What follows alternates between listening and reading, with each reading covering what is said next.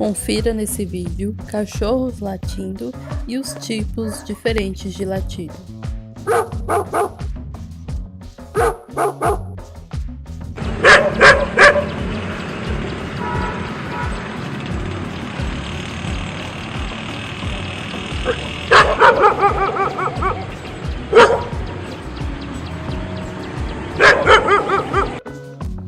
O latido de alerta de perigo geralmente é um latido alto e firme.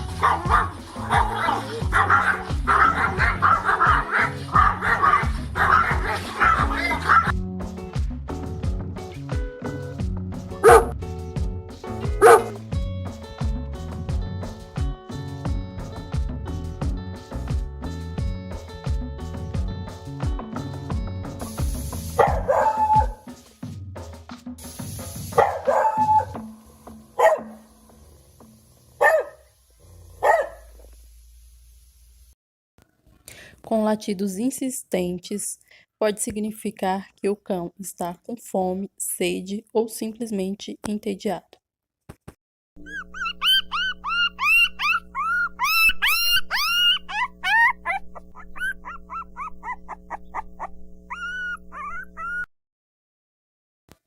Latidos acompanhados de uivo pode significar que o cãozinho está sentindo dor, então é bom ficar atento.